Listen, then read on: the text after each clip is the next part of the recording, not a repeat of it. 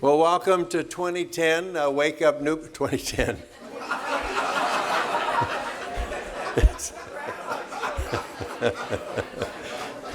Whatever you want it to be.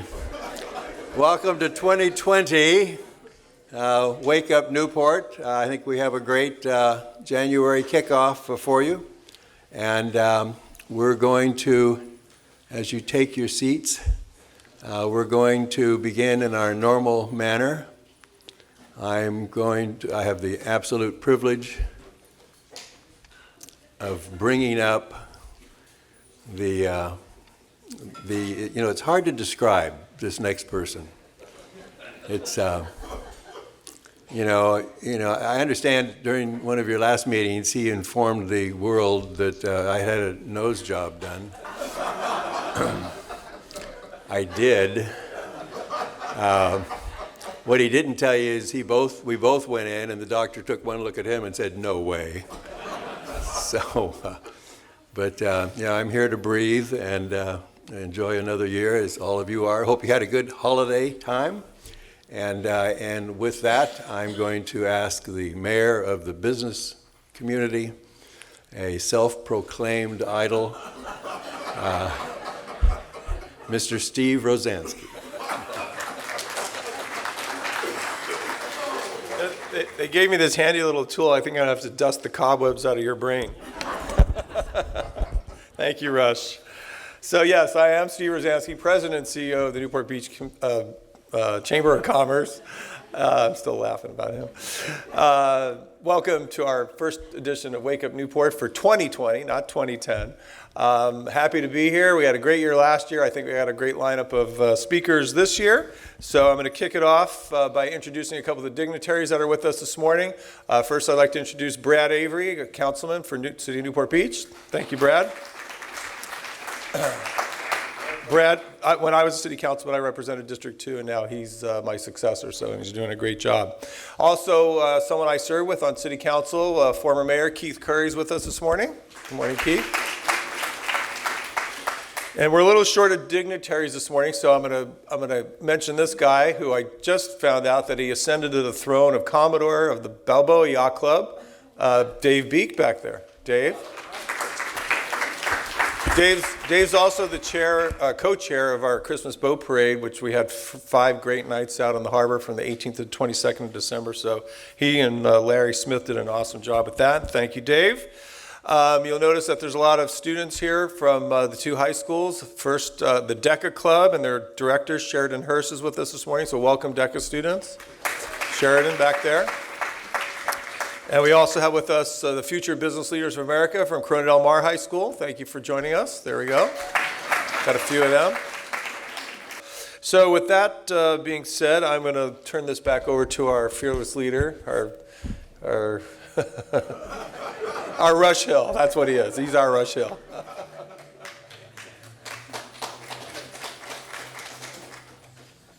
See what I have to put up with. Well, this morning, I think we're very honored to have the speaker that we have with us.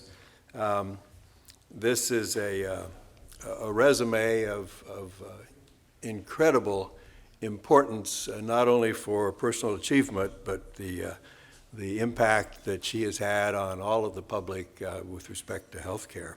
Annette Walker, our speaker this morning, is president of the City of Hope, Orange County.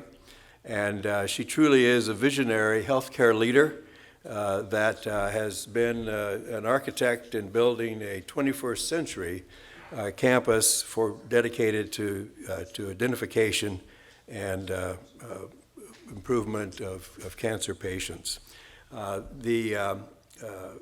Acting on the vision, she's really transformed cancer care. And currently is developing a $1 billion world-class cancer campus and network with breakthrough research in the area of cancer and the cure of cancer. She has often been a keynote speaker and has shared her experiences nationally with local audiences through leaderships and has been featured in Forbes, Stat News, Good Housekeeping, Modern Healthcare, and the American Business Leader, and even more. Before coming to the City of Hope, she was president of the St. Joseph's Healthcare System and was responsible in dealing with the merger of St. Joseph's with Providence, I believe it was. So she is a long-term player in healthcare, a long-term focus in cancer, and still at the same time lists as her most important achievement is her family, her marriage with Chuck, and 6 children. And if you think that was remarkable, 12 grandchildren. And we have 8, and I thought that was busy. So please give a Newport Beach welcome to Annette, a very accomplished individual and someone that we can be very proud of to have with us this morning.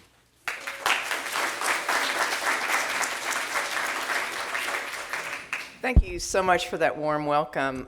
No one gave me a clue that I was supposed to be a comedian. I've met several today, and it's really nice to be in front of such a joyous crowd. And again, I think as some of the people mentioned, I'm so excited to see some of the younger people here trying to figure out how to get involved in our community and what it means to be a participant and the kind of professions that you can pick to be part of. It's really a wonderful thing to see you here. Well, I'm very excited to begin this decade 2020, not just this year 2020, but the decade 2020, and there's going to be a lot of changes and a lot of new opportunities, and City of Hope is going to be part of those. I have been a resident of Orange County for 40 years. Actually, I spent my honeymoon in Newport Beach at the Newporter Inn. Chuck and I have been married 40 years this year, so Newport has always, had a special place in our heart. And living here for 40 years, why City of Hope and why now? And the reason I'm telling a little bit of this story, I think it's particularly for the younger people in the group. There's a lot of things you can do in life, and there's a lot of ways that you can choose to spend your time. But pick the things that matter. Pick the things that are going to really make a difference in the world. And when this opportunity of City of Hope came up for me, it was like, okay, I've had this great career. I'm working for the 3rd largest health system in the United States, and I'm on the senior team. And City of Hope called and said, we have a unique opportunity, and it's in Orange County. And I was like, wow, this, to do something so special in the place that I called my home for the last 40 years, and to do something that I knew would have a lasting effect on my neighbors, on my children, and on my grandchildren, that was the reason I said yes. That is why I've taken this challenge. And I want to tell you a little bit about what that's going to mean to the community and why. But let's start first with a little history of City of Hope. Most people, let's see now, how many of you knew City of Hope started as a TB sanitarium? Yeah, see, just a couple, a handful. What happened is the way most of American healthcare started is people in the community saw a need. And in this case, it was TB, and it was Garment District in Los Angeles. And TB at the time was horrible. For those of you who saw the AIDS crisis in the 80s, it was a bit like that, perhaps even worse, because people clearly understood how contagious TB was. So even your family may not have wanted you to live with them because they would catch it. So people were living on the streets with this horrible disease. So a group of concerned citizens got together and said, this is just not right. We have to find a place. And so they said, where should these people go? Where would be best? And one of the best places in the country were the high deserts of Los Angeles, which wasn't that far away from LA, but the high deserts seemed far away then, and people started by pitching tents actually up there first. It became known nationally, and nationally people started to raise money for City of Hope to be able to send people there because it was a perfect climate. At the time, if you could only treat the symptoms of TB, climate was a significant part of it. So anyway, you enter a world where at the time it was thought to be an insurmountable challenges, similar to what we talk about with cancer right now. But TB came under control, and we could manage the disease, we could prevent the disease. So City of Hope said, we're out of business. We need to pick a new future. And that's how they set their sights on their mission on cancer. It was the next big thing that was afflicting the human race, similar to TB. So we entered the world of cancer. And we've now been solely focusing on cancer and diabetes since that time, and particularly cancer. So there's one thing that I have to say stands out. I've been with City of Hope a year and a half now, and when I talk, you're going to hear a lot about the science of City of Hope, which is its technical wheelhouse, which is its differentiation, which is why if you have cancer, it's one of the best places in the country to go.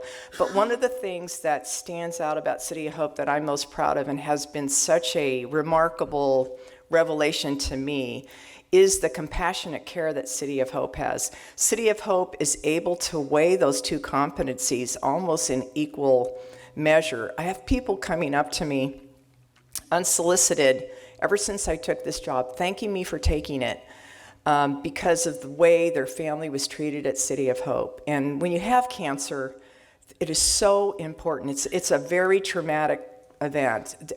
Everybody or anybody who knows anybody who's had it, there's always the moment before you knew you had cancer and how life was different after you knew you had cancer and how you dealt with it. So compassion is in our DNA. This is our founder, Samuel Goulter, he said this: there's no profit in curing the body if in the process we destroy the soul. The human spirit is held in equal tension with what we do in the care and the cancer treatment to the body. So a little bit about City of Hope that you might not know. Millions of people benefit from City of Hope worldwide, not just those at Doherty's, but 4 of the most significant drugs to treat cancer in use today were discovered at City of Hope and developed by our faculty. U.S. News and World Report this year rated City of Hope the highest rated cancer center in the western United States. So anything west of the Mississippi, we had the highest rating. We have over 600 scientists and doctors on staff who study and research how to treat and prevent cancer. And we are pioneers that many, many people would know us for as bone marrow transplants, particularly leukemias, if people travel long, long distances to get some of the City of Hope, access to City of Hope bone marrow transplants, and then clinical trials. Does anybody know what a clinical trial is? A lot of you do. For those of you who don't, a clinical trial is, for instance, when you have a drug or you have a treatment plan and you have a lot of good scientific evidence to think it's going to work, but it hasn't been tested on human beings yet. And so it's the latest and the greatest and the most advanced therapy possible. And we have over 500 of those trials going on that are at different stages. So stage 1 is the newest, and stage 3 are the ones that are about to be released for rapid dissemination across the country. So City of Hope's wheelhouse of clinical trials is over 500. And it's one of the reasons people seek us out, because they've said, I've tried a conventional therapy or what's out there right now and it's not working. I want to know what the latest and greatest medicine is. And that will be something that you would find at City of Hope. So why Orange County? Orange County, we have so much. This is just a great place to live. It's beautiful. We have a very robust healthcare system. But why would City of Hope choose to come here? And the answer is we are responding to the call of our patients. Last year, 3,200 Orange County residents drove all the way to Doherty to receive cancer care. Now, how many of you have had the opportunity to make that wonderful drive? Oh, it's great. Yeah, you can see it's on a good day, it could be hour, 15 minutes. On a bad day, it could be 3 hours. And that's one way.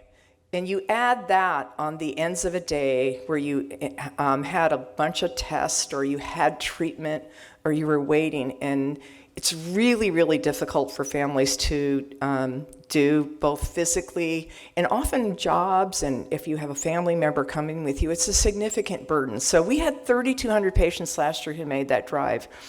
In Orange County, every year, 20% of the people who receive a new cancer diagnosis in Orange County find the need to leave Orange County. And they're leaving Orange County not because we don't have some great cancer care. We do have some great cancer care here in Orange County.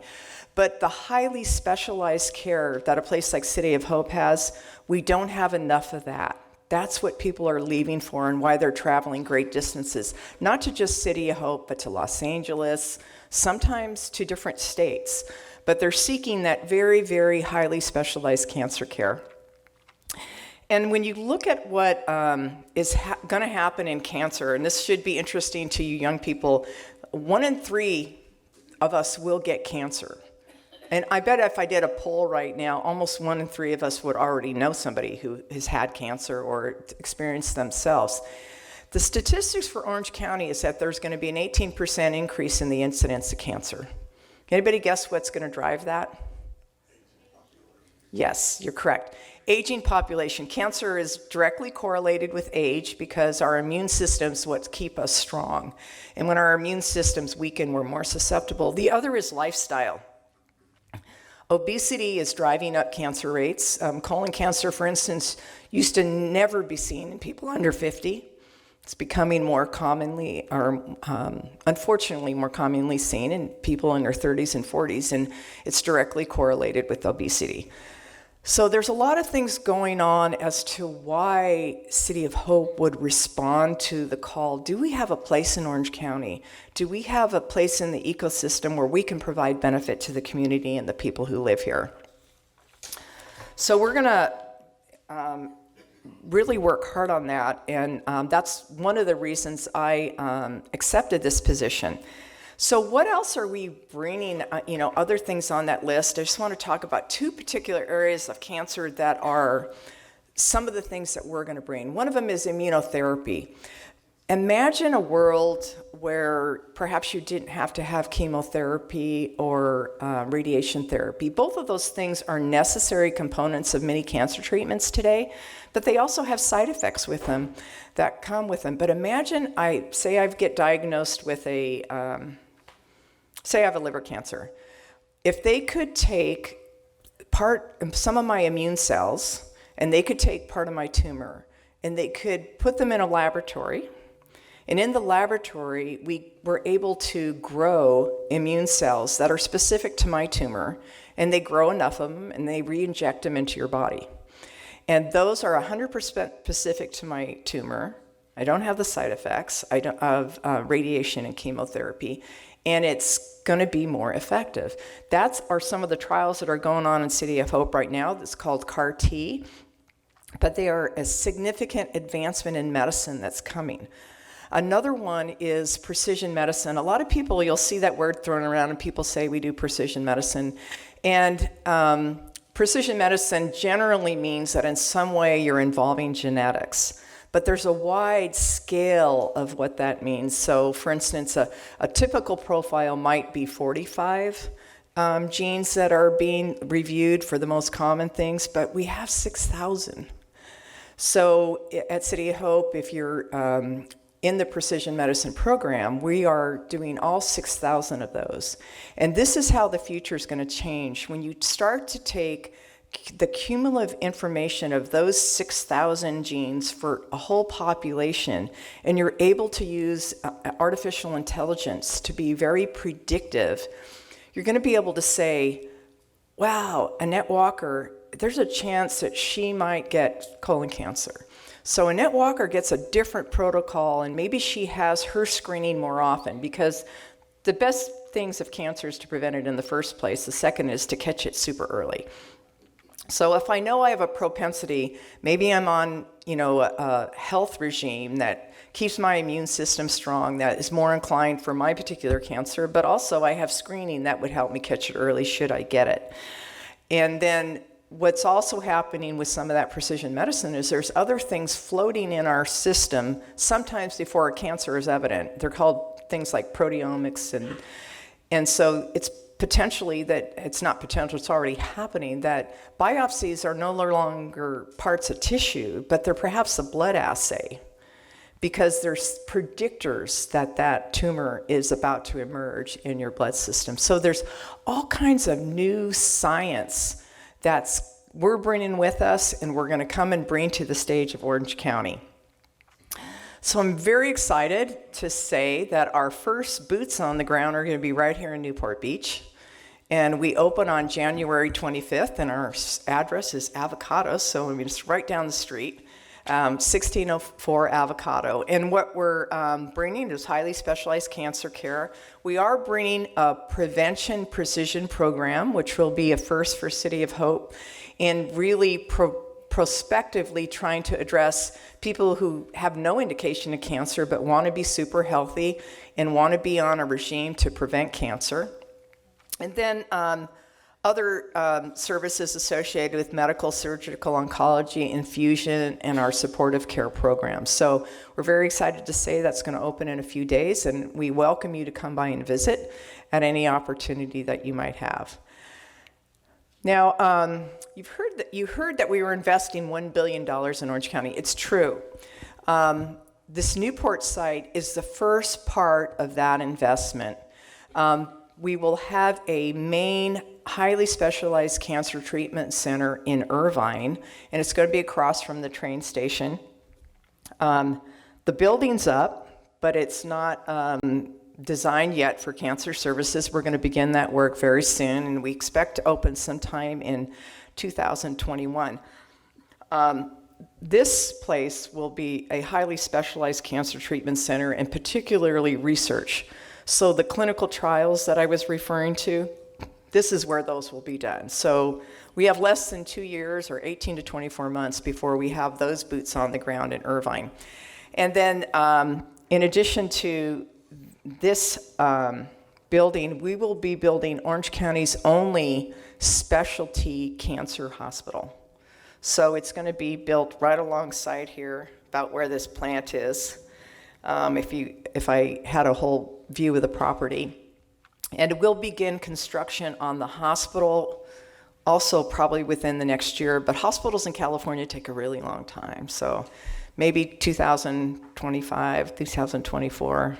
I'm glad my boss isn't in the room. He keeps telling me it's earlier. And we're going as fast as we can.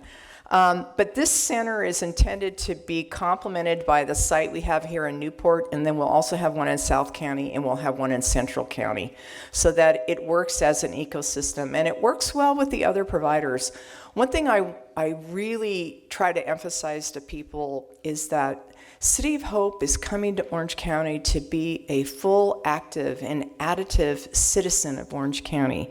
We want to work with anybody in this county who wants to beat cancer. And so we are open to relationships. We're open to other ways that we can cooperate. We're open to things employers want to do regarding cancer. I didn't mention it, but you may have heard in the news, Amazon chose City of Hope to be its provider for second opinions for all of its employees. So all the employees that are up in Seattle right now, they'll fly them down to Doherty to get a second opinion and to design a treatment protocol for their cancer, because they know that your best shot at cancer is your first shot at cancer. And having absolutely the best, most effective protocol for that cancer is what people really need to know. So, my point in all that is that we are open to working with anybody in the community, any individual in the community who really wants to beat cancer. That's our mission. Our mission is to beat that beast, and potentially in our lifetime.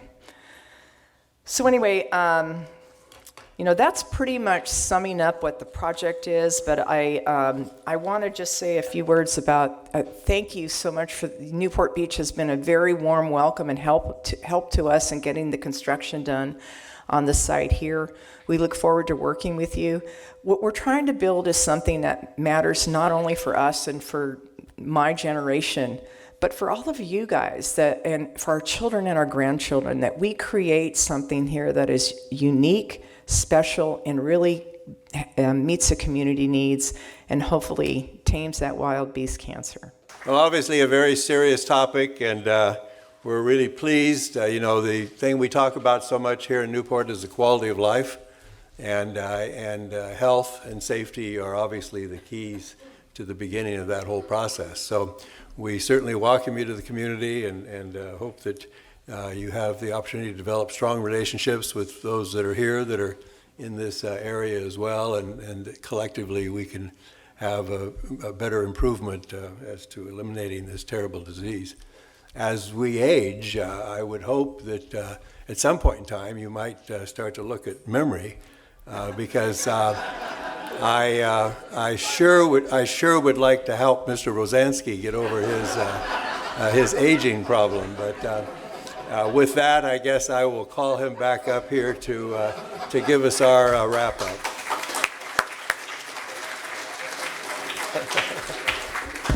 I'm just surprised that you managed to find this place. No, that was actually a great talk. Thank you, Annette. They are opening their new center down the street here. I think it's January 21st at 10 a.m. But the patient's January 25th. Okay, so you start with the patient 25th, but the 21st they're having a grand opening at 10 a.m.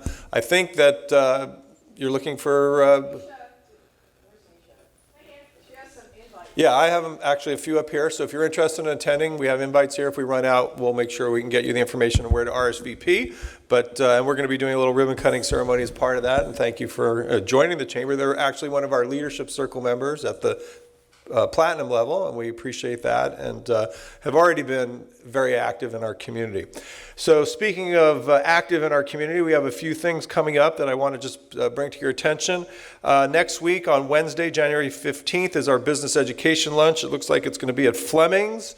Our speaker is Mary Kravitz, and she's going to talk about more clients, less marketing, how to create more leads and income by doing less. So we all value our time, so that's she might have some good tips for us. That's from 11:30 to 1:30 at Fleming's. By the way, all of these, you don't have to write all this stuff down. Just go to newportbeach.com. All of our events are listed over there. Our next government affairs meeting, which is only open to chamber members, so if you're not a chamber member, you should be. You can join between now and next Thursday and come and hear Linnea Shields. She's with Southern California Gas Company. She's going to be talking about a few things going on in the gas area. That meeting is at our office from 8 to 9:30 a.m. next Thursday, the 16th. Riffing off of something you're talking about prevention and things like that, and I think part of prevention of cancer is eating right. I know I had a conversation with this young lady over here about eating organic. Our Navigate Young Professionals group is going to be having their first meeting of the month at the Lincoln Experience Center over here in Fashion Island. And that's Tuesday, January 21st, 2020. We're going to have Lena Ropp. She's a chef, and her presentation is going to be on eating right, and she's going to be preparing a few things for people to sample, and so that you can start off the new year with eating healthy and maybe dropping a couple pounds, as everybody I think resolves to do after the first of the year. Although I did see, I will point out Austin Hopper, who's about 60 pounds less than the last time I saw him. So congratulations, Austin. Whatever you're doing, it's working. Also on January 21st, we mentioned your ribbon cutting, so hopefully people will come to that. Our Sunset Mixer this month is at Muldoon's over here in Fashion Island on January 23rd. That's from 5:30 to 7:30, so please join us for that. It's always a fun time at Muldoon's. One of our biggest events of the year, and certainly our biggest fundraiser, is January 31st, is the Boat Parade Awards Dinner. Who saw the Boat Parade this year? Wow, that's great. So we had an awesome boat parade, 5 nights, no rain, beautiful weather, a lot of cool looking boats. And so we're going to honor the winners of the boat parade and the Ring of Lights, which are the homes that ring the bay that had award-winning homes at the Boat Parade Awards Dinner Auction. We're going to probably have about 250 auction items at that event. So if you're interested in coming, that's January 31st at the Fashion Island Hotel. And next month, Wake Up Newport. I don't remember the gentleman's name, but he is from UCI, and we're going to be talking about sea level rise, which is obviously a very important subject here for Newport Beach. It's not our typical speaker, but I think the topic is important enough to discuss. We've already added, I think, 9 inches to the seawall on Balboa Island as tides are rising, and we still have some overtopping events where there's some flooding on Balboa Island or the peninsula, and that's only going to get worse. I mean, young FBLA and DECA kids are, I probably won't see the brunt of it, but you certainly will as 30, 40 years out from now, sea level rises a foot or two, and we have a lot of serious issues to face, and certainly Newport Beach is at the forefront of that. So please join us for that. That'll be February 6th here in this room. Have a great month, and we'll see you next time. Thank you.